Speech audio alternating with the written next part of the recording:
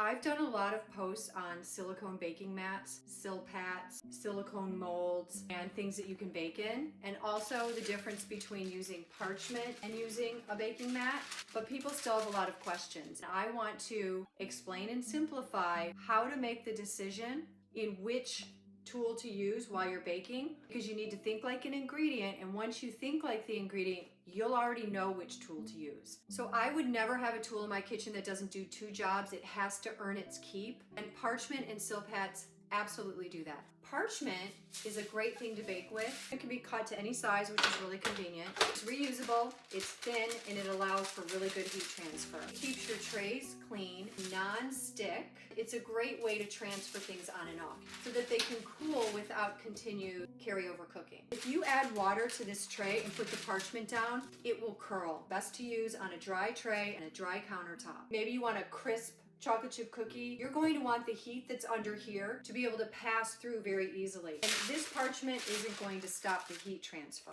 Do you want the top to be brown and the bottom to be soft? Then you're going to double pan it. Do you have something really sticky that you don't want to have to fight on your tray and you need insulating properties? Then you're going to want a Silpat. Silpats are known as a silicone mat, but in reality, they have a mesh. It's a weave of glass inside, and that glass is fiberglass. If you cut this in half thinking you're going to make it fit somewhere, or it gets cut on accident, you have to and must throw them away. This is different than 100% silicone baking mat. Do you own a bunch of silicone baking mats that aren't giving you the results that you like? You might need a fiberglass reinforced one.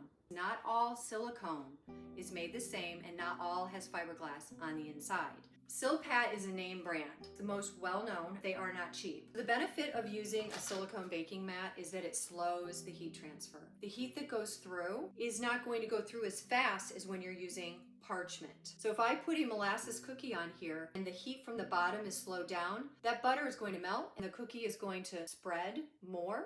If I'm making a sugar cookie, I'm not going to get as dark of a bottom. The fiberglass mesh helps with heat transfer because these are insulators. If you own just a silicone baking mat, you aren't going to get the same result because the fiberglass is meant to help conduct the heat more. So think like what you want your finished product to be. Think about the ingredients in your baked goods. How is the butter going to melt? Is the water that lives in there going to steam off, or is it going to be reabsorbed by the ingredients? One full sheet is not meant to go in the oven. It is meant for me to use as a countertop tool to roll out doughs. You can use parchment to roll out dough, but this is going to slide around. Silpats will not slide around if you flip them upside down and smooth them out. This sticks to the counter and creates a really great non-movable surface so you can roll out high-fat doughs, things like sugar cookie dough, pie crust. I will stack dough between two parchments that's been rolled out, put it in my cooler to firm it up, and then move it into the freezer. Once it's in the freezer, I could have 6 or 7 doughs lined up here, and I can store other things on top because they're frozen.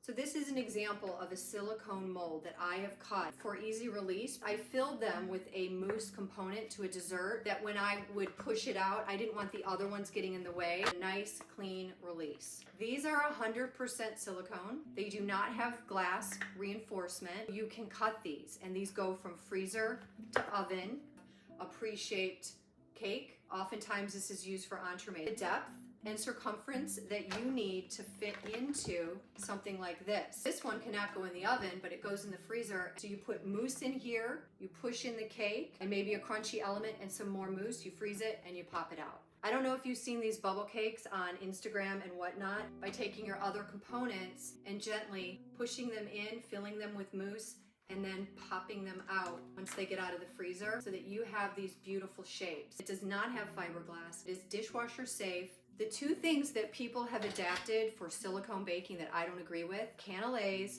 and madeleines. Traditionally baked in a copper mold, copper has really good heat transfer and silicone does not. This is an insulator. Heat doesn't go through this as quickly and efficiently as through copper. The same is true of a madeleine pan. To get a really effective bake on both of these items, a madeleine signature bump is reliant on really good heat transfer. Cannelés need to be caramelized until they're almost black. That is not going to happen in a silicone mold. If you were to bake a cake in here, or maybe brownies in this one, you would not get the crunchy edges the way that you would in a metal pan. Where and when do you use silicone mold? For molding things and for sticky things like caramel. You don't even need to grease it up. Just pop out that bunch of caramel and slice them up and wrap them, and you have beautiful caramels. 100% silicone without any fiberglass mesh. Great for confectionery work, non-stick, easy to pop things out of, dishwasher safe, and Sil-Pats will last forever. It is not dishwasher safe. Silicone without fiberglass reinforcement is dishwasher safe. They're still recommended to be hand washed, and if you're finding a transfer of too much smell from your cleanser, use a more gentle cleaner that has less fragrance. Rinse them very, very well. Baking soda will remove odors and any residual grease by forming a paste that you leave on that's pretty thick for as long as is necessary. If you leave it for 24 hours and it still smells or doesn't look or feel the way that you want it to, do it again. The lesson is take care of them as you go, and they won't end up a mess, cut, smelling bad. And if you own 4 or 5 of them, you know you have an investment. It pays to take care of them. As you work through your kitchen and you make decisions about what tools to use, think like your ingredient. So use some of this information not only the next time you're shopping, but the next time you're deciding how to bake something. Think like how you want the final product to be and how your tools can get you there. And take care of your tools. If there are people in your household who are treating this like a cutting board or don't understand how expensive it is, you need to just do a little bit of training. A lot of people talk about silicone mats being really hard to store. If I were a home baker, I would keep 4 or 5 half sheets, 4 or 5 quarter sheets, and then I stack Sil-Pats in here. I think it's really helpful to get to know what tools you have in the kitchen, because when you say you don't have the room, I would say, yeah, you probably don't. Nobody does. No kitchen has all the room that you need to have every tool in the world. I don't enjoy a gadget unless a gadget can do more than one job. These tools and supplies, they do a lot of jobs. So I will always have parchment, Sil-Pats, baking sheets in a 1/4 and half sheet. I'll always have metal Madeleine pans, copper cannelé pans. I will always make my caramels in a silicone shape. And I will invest in fun things that make life really enjoyable. If you can come up with the best result just by understanding the tools, ingredients, and your recipes a little bit better, you're gonna have a lot better results and you're going to enjoy the process so much more.